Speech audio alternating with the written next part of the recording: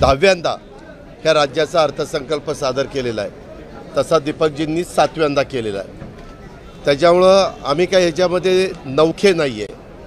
अनेक वर्ष राज्यकारभार पाहत असल्यामुळं उद्याच्याला काही निर्णय घेतल्यानंतर त्याची अंमलबजावणी करण्याच्या करता तेवढी क्षमता आपल्या राज्याच्या मध्ये आहे का, तेवढे फंड्स आपल्याकडे आहे का, त्याच्यामध्ये केंद्र सरकारने सगळ्या राज्यांना घालून दिलेले 3% बाहेर जायचं नाही, त्याच्या आतमध्ये ह्या सगळ्या गोष्टी बसतात का, ह्या सगळ्याचा विचार करून हा अर्थसंकल्प मी आणि वरच्या सभागृहात दीपकजींनी सादर केलेला आहे।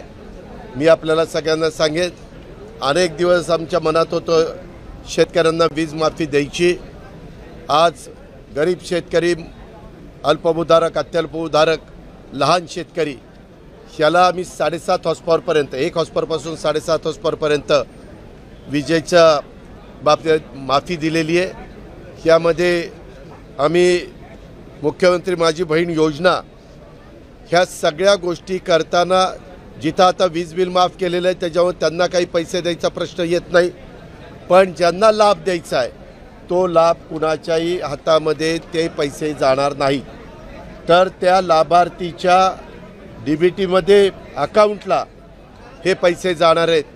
एवढी पारदर्शकता आपण त्याच्यामध्ये ठेवलेली आहे। आणि एकंदरीतच लोकांच्यामध्ये वावरत असताना माझा दूध उत्पादक शेतकरी अडचणीत वाटला, त्याला आपण चांगल्या प्रकारची मदत पुन्हा 5 रुपये प्रति लिटर गाईच्या दुधाला, दुसऱ्या कुठल्या दुधाला नाही, गाईच्या दुधाला ही आपण दिलेली आहे। युवा कार्य प्रशिक्षण, बरेच तरुण मुलांना नोकऱ्या मिळत नाही, ते कोर्स करतात किंवा ग्रॅज्युएट होतात, डिप्लोमा होतात, पण त्यांना अनुभव नसतो, तर त्यांना अप्रेंटिसशिप कुठंही करण्याच्या करता राज्य सरकार 10,000 रुपये महिना तिथं देणार आहे। आणि एकदा वर्षभर त्यांनी अप्रेंटिसशिप पूर्ण केल्यानंतर त्याला एकतर अनुभव येईल, तो स्वतःच्या पायावर उभा राहील, किंवा तो चांगल्या पद्धतीनं त्याला कुठं नोकरी देखील मिळेल। अशा पद्धतीनं दरवर्षी 10 लाख मुलांना ती संधी देण्याचा निर्णय आम्ही आज घेतला आहे। त्याच्यामध्ये कापूस सोयाबीनचं आत्ता तुम्हाला माझ्या आधी मान्यवरांनी सांगितलेलं आहे। पिंक रिक्षा ह्या देखील आम्ही 10,000 महिलांना पहिल्या टप्प्यामध्ये देण्याच्याबद्दलचा निर्णय घेतलेला आहे। आपल्याला सगळ्यांना माहिती आहे की गरीब कुटुंबातली किंवा मध्यमवर्गीय कुटुंबातली मुलगी किंवा त्यांच्या घरातली कुणी भगिनी ही जर शिकायचं म्हटलं तर त्यांना ती फी परवडत नव्हते। आत्तापर्यंत आम्ही 50% त्यांना फी भरायला मदत करायचो, परंतु शेड्यूल कास्ट आणि शेड्यूल ट्राईबला तर 100% फी माफ आहे। आणि ह्यांच्या मनामध्ये देखील इकॉनॉमी विकर सेक्शनमध्ये मोडणारा जो समाज आहे त्या सगळ्या समाजातल्या मुलींना वाटायचं की बा आमचं काय, आम्ही गरिबाच्या पोटी जन्माला आलो म्हणून आम्हाला चांगलं शिक्षण घ्यायचं नाही का। आणि त्याकरता आम्ही त्यांना आता 100% रक्कम देण्याचा निर्णय हा आजच्या अर्थसंकल्पामध्ये घेतलेला आहे। अर्थसंकल्प सादर करत असताना विरोधक वेगवेगळ्या प्रकारची टीका करतील की एवढा निधी कसा आणणार, त्याच्यामध्ये कुठनं पैसे येणार। मित्रांनो, या सगळ्याचा विचार करूनच आम्ही हा अर्थसंकल्प सादर केलेला आहे। मी आपल्याला सगळ्यांना सांगेन की 2022-23 आपलं GST अधिक व्हॅट अधिक व्यवसाय करायचं उद्दिष्ट 2.25 लाख रुपये होतं। 23-24 ते 2,05,500 कोटी रुपये झालं।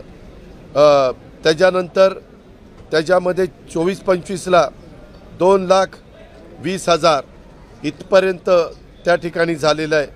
अशा प्रकारे ती रक्कम वाढते। आत्ताही आपला वाढीचा दर हा जवळपास म्हणजे राज्य सरकारचा आहे वार्षिक वाढीचा दर हा 18.5% आहे आणि केंद्राचा वाढीचा दर हा 11.5% आहे। केंद्राच्या वाढीमध्ये जर देशाचा विचार करता जी काही रक्कम त्यांच्याकडे जमा होती, आता समजा त्यांची 23-24 20,16,272 कोटी जमा झाले, त्याच्यामध्ये एकट्या तुमच्या माझ्या महाराष्ट्राचा हिस्सा हा 15.9% म्हणजे थोडं कमी 16% होता. आपण 3,20,000 कोटी रुपये ह्याच्यामध्ये GSTमध्ये आपल्याकडे जमा झाले आणि दरवर्षी आपलं उद्दिष्ट हे जवळपास 50 ते 60,000 कोटीनं वाढतं आहे. त्याच्यामुळे हा निधी उभा करत असताना हा फार GST ही आमची जमेची बाजू आहे. त्याचबरोबर वॅट असेल, प्रोफेशनल टॅक्स असेल, त्याच्यामध्ये व्यवसाय कर असेल, ह्याच्यामध्ये देखील दरवर्षी आपल्याकडे वाढ होती आहे. त्याचा विचार सगळ्याचा साकल्याने करूनच आणि केंद्र सरकारने जे 3% मर्यादा दिलेली आहे की तुम्ही 3%पर्यंतच कर्ज उचलू शकता सगळ्याच भारतातल्या राज्यांना, त्याच्यामध्ये आपण त्याच्या आतमध्येच आहोत या प्रकारे. आणि आज अर्थसंकल्पामध्ये काही रक्कम कमी वाटत असली तरी माझी 7 तारखेला का 9 तारखेला पुरवणी मागणी मी सादर करणार आहे. त्याच्यामध्ये आम्ही ती रक्कम दाखवणार आहे. त्याच्यानंतर पुन्हा डिसेंबरला आम्हाला संधी आहे. अशा पद्धतीच्या संध्या सातत्याने असतात. केंद्रामध्ये देखील आमच्या विचाराचं सरकार आहे. यंदा 15वा वित्त आयोग संपलेला, आता 16वा वित्त आयोग सुरू होतो आहे. 16व्या वित्त आयोगामध्ये देखील भरीव अशा प्रकारची मदत ही राज्य सरकारला मिळणार आहे.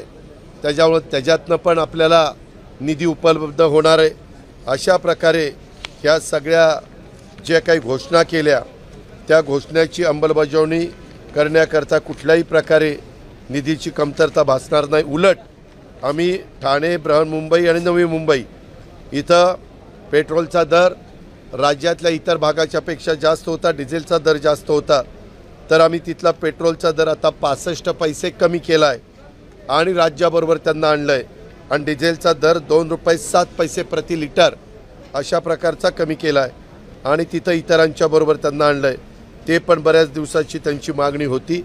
असे अनेक चांगल्या बाबी ह्या अर्थसंकल्पाच्या निमित्तानं शेतकरी, महिला, वारकरी, युवा, त्याच्यामध्ये ह्या सगळ्या घटकाला, समाजातल्या गरीब घटकाला जास्तीत जास्त न्याय देण्याचा प्रयत्न हा महायुतीच्या सरकारने एकनाथराव शिंदेंच्या नेतृत्वाखाली अर्थसंकल्प सादर करत असताना घेतलेला आहे.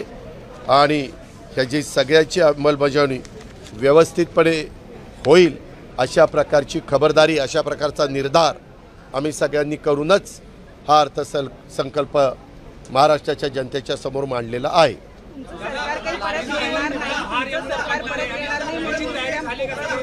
मी आत्ताच तुम्हाला काय सांगितलं, दरवर्षी आपलं 50,000, 60,000 कोटी, 50,000, 60,000 आपलं उत्पन्न GSTचं वाढतं आहे. इथं आकडे आहेत सगळे. त्याच्या संदर्भामध्ये देशाच्या जेवढं कलेक्शन आहे त्याचं 16% कलेक्शन एकट्या महाराष्ट्राचं आहे. त्याच्यामुळे महाराष्ट्राला जेवढं कलेक्शन आहे त्याचा निम्मा पैसा तर आपल्याला GSTनं परत येतोच. ती कुठली अडचण आपल्याला त्या ठिकाणी येत नाही. आणि बाकीच्या संदर्भात आम्ही इथं कुठंही वेडेवाकडे प्रकार होऊ नये म्हणून DBT केलेलं आहे.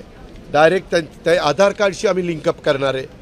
ज्या महिलांना आम्हाला ही मदत करायची आहे ते आधार कार्डशी लिंकअप गॅस सिलेंडर द्यायचा, ते गॅस सिलेंडर देणार नाही, गॅस सिलेंडरच्या रक्कम जी काही 3 सिलेंडरची असेल ती त्या भगिनीच्या अकाउंटला जाणार आहे. एकाने बोला रे, एकाने.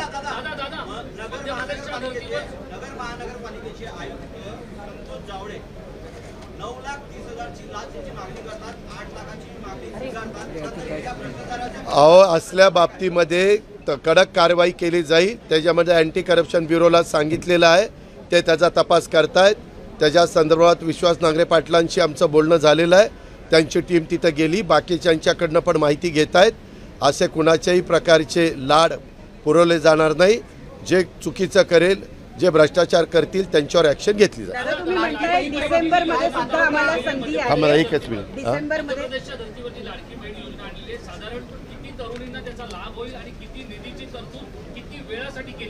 वर्षभराच्या करता 46,000 कोटी रुपयाची तरतूद त्याच्याकरता केलेली आहे. आणि साधारण आमच्या मुली आणि बहिणी अशा मिळून, कारण त्या 21च्या पुढं आणि 60च्या आत अशा प्रकारची ती योजना आहे। लहान मुलींना जन्मलेल्या मुलीला तर 18 वर्षापर्यंत 1,01,000ची योजना आमची ऑलरेडी आहेच।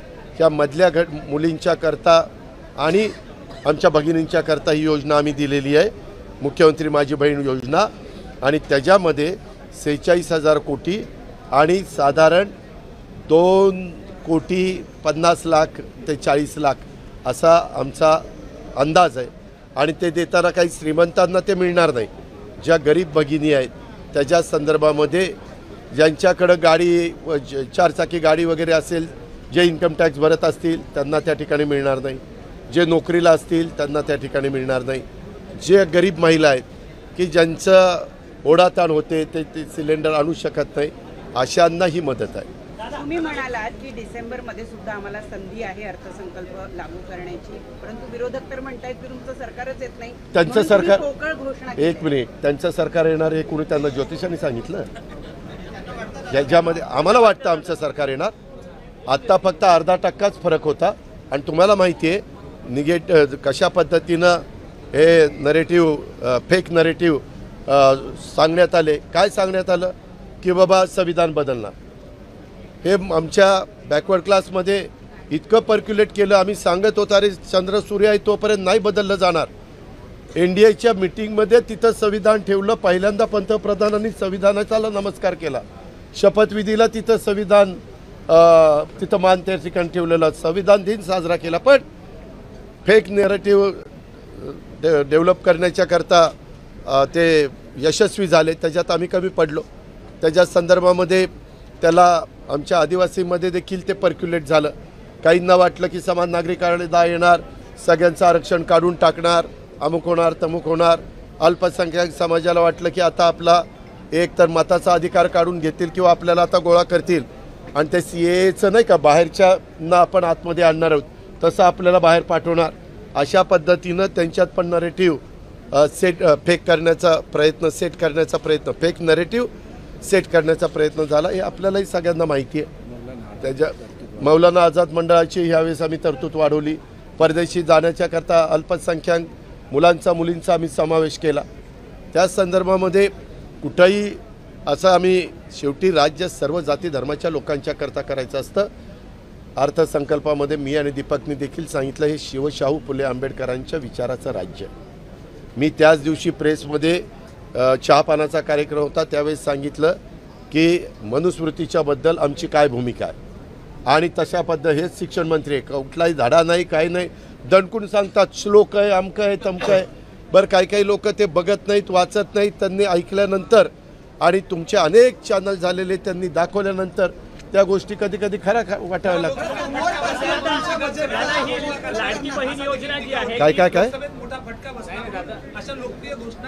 हे का अजिबात नाही, त्या आरोपात तथ्य नाही आहे। आम्ही नेहमीच मी आजपर्यंत अर्थसंकल्प सादर करत असताना जे काही आपल्याला परवडेल, मागे देखील आम्ही 2 महिन्याच्या करता दुधाला मदत त्या ठिकाणी केलेली होती, धानाला आम्ही अनुदान दिलं, ते त्यांच्या अकाउंटला जमा झालं, कांदा उत्पादक शेतकऱ्यांना पण आम्ही मदत केली। ज्यावेळेस शेतकरी असेल, गरीब माणूस असेल, तो नैसर्गिक संकटामध्ये अडचणीत येतो, त्यावेळेस सरकारने त्यांना मदत करण्याचा निर्णय घेतलेला आहे आणि त्याची अंमलबजावणी केलेली आहे। आता त्यांना काय आता सांगायचं तर ते हेच सांगणार की आता हेच जर मी त्यांच्या बाजूने अर्थसंकल्प मांडला असता तर असं माझं उदो केला असता, त्यांच्याकडं असताना पण अर्थसंकल्प मांडला त्यावेळेस त्यांनी काय वक्तव्य केली ते तुम्ही बघताय। शेवटी राजकीय क्षेत्रातले लोक, सत्ताधारी पक्षाचे नेतेगण हे अर्थसंकल्पाचं कौतुकच करत असतात, आणि विरोधी पक्ष कधीच अर्थसंकल्पाचं कौतुक करणार नाहीत, कारण त्यांना तसं कौतुक केलं तर त्यांना जे साध्य करायचं ते साध्य करू शकत नाही, हा मनुष्य स्वभाव आहे।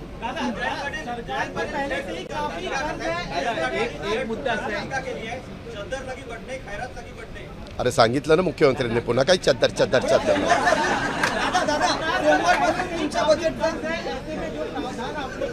काय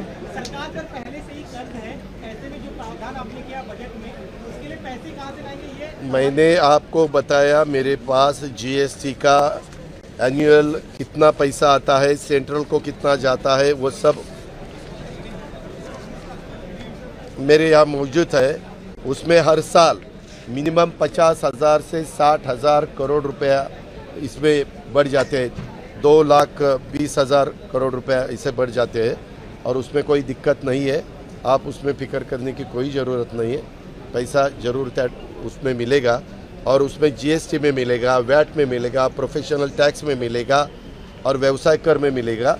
और अपने यहाँ हम तो अपने केंद्र सरकार सेंट्रल गवर्नमेंट का वैट का जो उनके यहाँ 11.5% उनको ये मिलता है, ज़्यादा पैसा मिलता है। अपने यहाँ 18.5% ज़्यादा पैसा मिलता है परसेंटेज में अगर बताया तो ऐसे है। इसीलिए सब सोचकर हमने ये डिसीजन लिया है और बाकी की जो भी हमारे जो स्कीम है उसके बारे में भी हम चर्चा करेंगे। जो आउटडेटेड हुई है उसके बारे में भी आगे सोचेंगे, जिसका फ़ायदा सच में गरीब लोगों को होने वाला है, ऐसे ही स्कीम हम रखेंगे। और मला तुम्हाला एक सांगायचं आहे, 15वा वित्त आयोग संपलेला आहे, आता 16वा त्या ठिकाणी सुरू होतोय।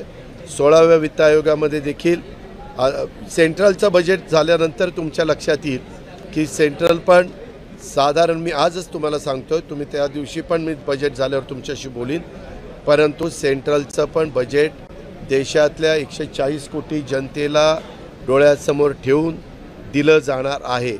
त्याचा डायरेक्ट इनडायरेक्ट फायदा देखील आपल्या राज्य सरकारला, आपल्या महाराष्ट्राला होणार आहे आणि 16व्या वित्त आयोगात देखील आम्ही त्याच्याबद्दल आपल्याला कसे अधिकचे पैसे मिळतील याबद्दलचा विचार आणि तुम्ही बघा ना, हे सारखे टीका करायचे की आपल्याकडचे प्रकल्प जात आहेत, आपल्याकडचे प्रकल्प जात आहेत। खरं तर जयंत पाटील साहेबांनी जो मुद्दा काढलेला होता त्याला अतिशय व्यवस्थितपणे देवेंद्र फडणवीस साहेबांनी उत्तर दिलं। त्या 6व्या क्रमांकाच्या संदर्भामध्ये वास्तविक आपला 6वा क्रमांक 2017-18 पासून आहे, तो आत्तापर्यंत चालूच आहे।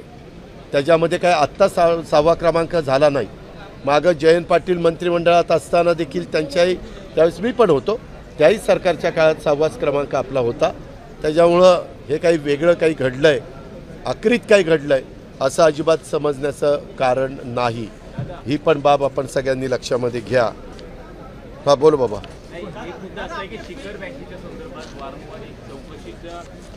हे का चौकशी करण्याचा अधिकार एजन्सीला असतो, त्यांनी चौकशी करावी। माझ्या माहितीप्रमाणे CIDनं चौकशी केली, ACBनी चौकशी केली, EOWनी चौकशी केली, सहकार विभागाने चौकशी केली, रिटायर न्यायाधीशांनी चौकशी केली, नंतर सेक्रेटरीनं चौकशी केली, अशा अनेकांनी चौकशी केली आणि पत्रकार मित्रांनो, ती बँक 600-700 कोटी रुपये नफ्यामध्ये। जर भ्रष्टाचार झाला असता त्याच्यात एकच झालं, 65चं संचालक मंडळ होतं, त्याच्यात एक नाव अजित अनंतराव पवार होतं, ते जर नाव नसतं तर ह्याचा यत्किंचितही उल्लेख आपण पण अजित पवार, अरे मी तिथं चेअरमन नव्हतो, व्हाईस चेअरमन नव्हतो, मी त्यावेळेस उपमुख्यमंत्री होतो, मला मिटिंगला पण जाता येत नव्हतं, पण अख्ख्या संचालक बोर्डाची नावं येतात, त्याच्यात माझंही नाव येतं आणि आमच्या नावाला जरा जास्त प्रसिद्धी मिळते, त्याच्यामुळं तुम्ही ते आपलं चालवता।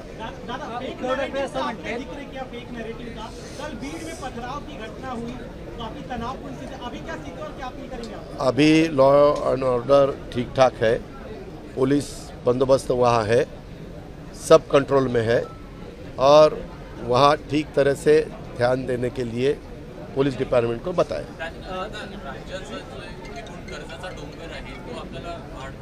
मी तुम्हाला सांगितलं ना, आपलं उत्पन्न वाढतं, आपण 3% बाहेर गेलो का?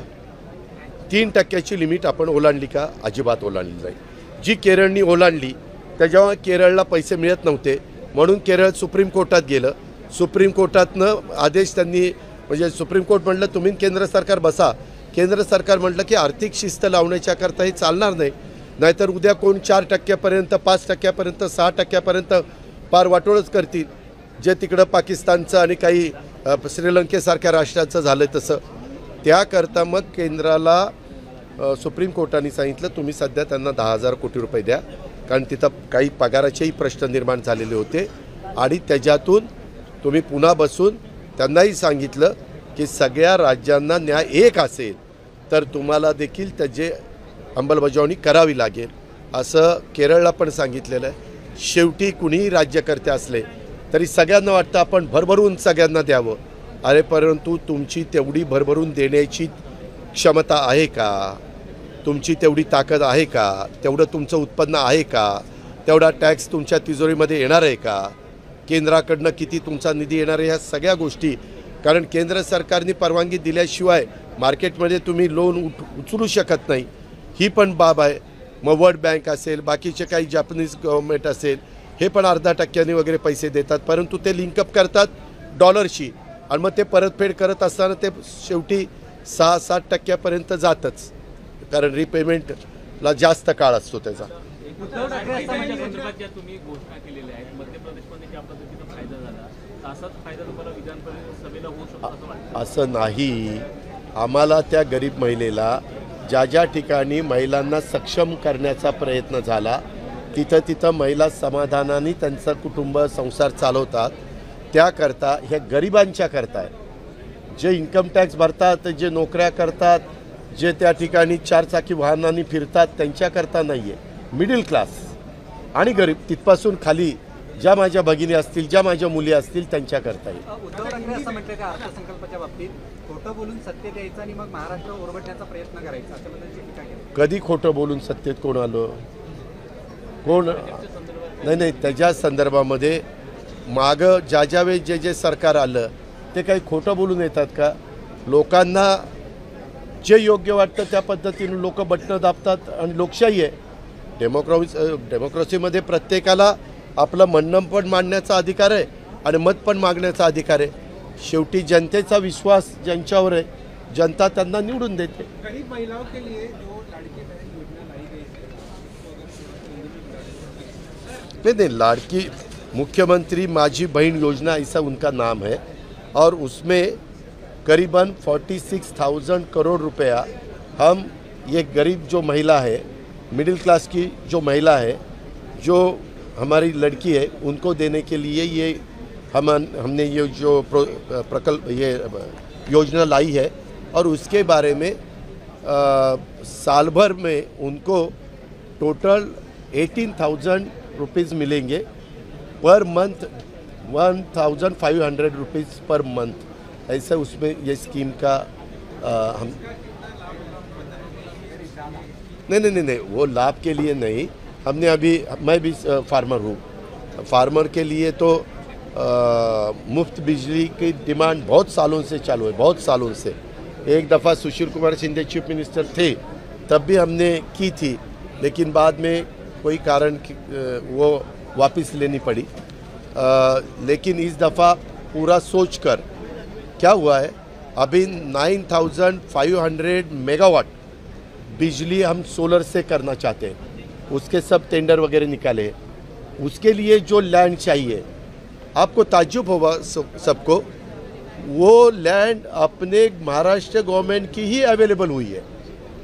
रेवेन्यू डिपार्टमेंट हो या अलग अलग इरिगेशन डिपार्टमेंट या वाटर रिसोर्सेज डिपार्टमेंट, ऐसे अलग डिपार्टमेंट की, वो हमने उनके एनर्जी डिपार्टमेंट के पास दी है. अभी खाली आप प्रोजेक्ट करना चाहते हैं तो वो लैंड है, आप इन्वेस्टमेंट करना, और सेंट्रल गवर्नमेंट की 30% सब्सिडी है उस पर. तो जो इन्वेस्टमेंट करना चाहते हैं वो लोगों ने हमें कहा कि हमें जल्द से जल्द लैंड दे दो. उनका काम शुरू हुआ है और जब बिजली सनलाइट सुबह 8 बजे शुरू हो जाएगा तब आपकी इलेक्ट्रिक पंप चालू होगा.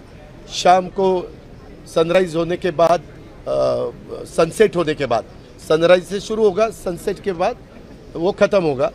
तो लोगों को भी, हमारे फार्मर्स का कहना ही ये है कि हमें दिन भर बिजली चाहिए. रात को मिलने के बाद कभी कभी टाइगर आता है, कोई बिट्टे आता है और कोई बहुत कुछ होता है, तो इसीलिए उनको डर रहता है, वो जाते नहीं.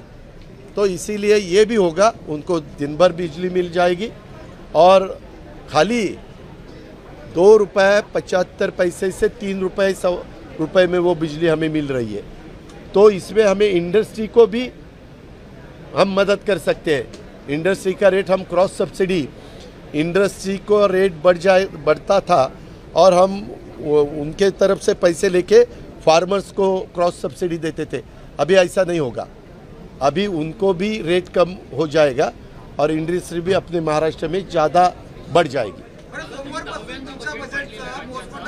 पहिल्यांदा बजेट मांडलं त्यावेळेला राज्याची स्थिती आणि आता बजेट मांडताना तिजोरीची आणि एकूणच राज्याची स्थिती तुम्ही कशी मी पहिल्यांदा बजेट मांडलं त्याही वेळेस आपलं उत्पन्नाच्या 3% लिमिट होतं ते मी पाळलेलं होतं।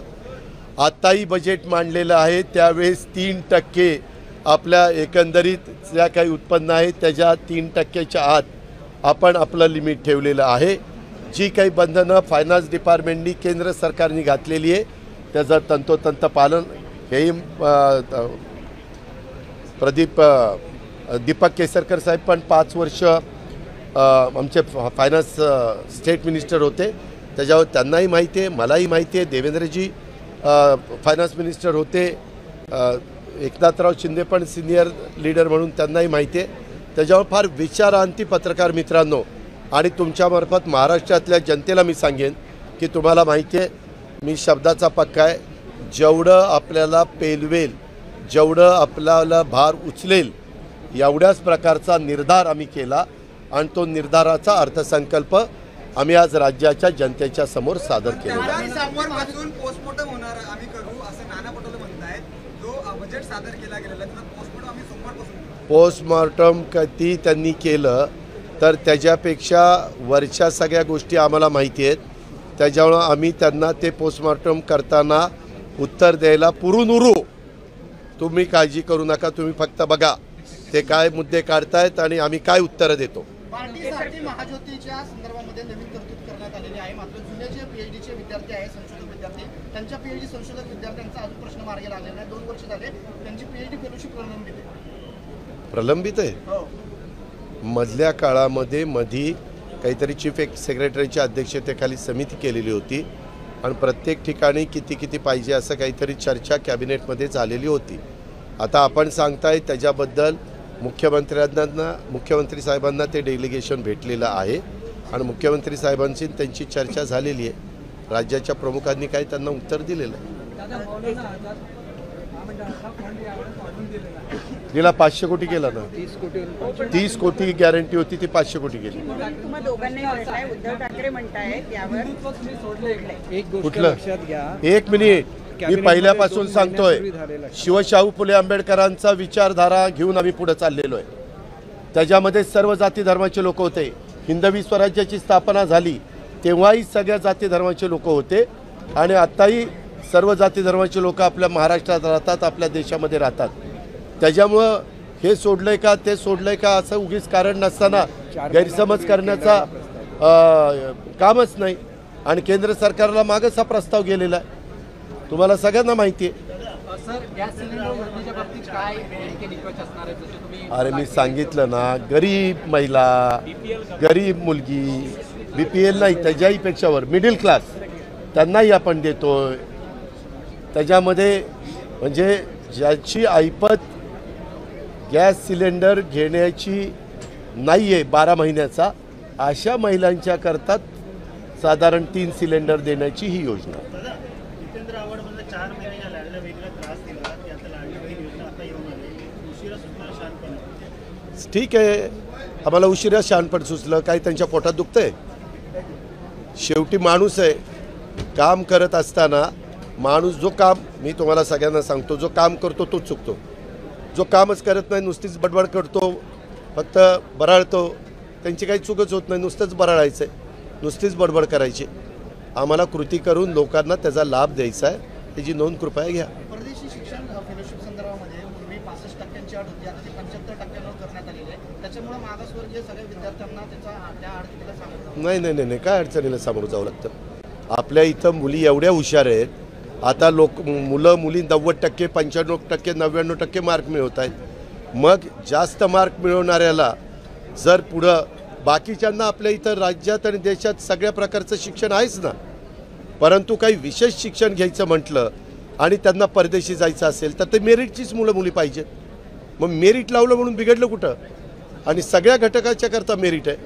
आणि मागासवर्गीयांमध्ये जेवढी मागासवर्गीय किंवा आदिवासी मुली आहेत त्यांच्यात मेरिट लावलं आहे, तिथं कुठं वशिलेबाजी नाही आहे.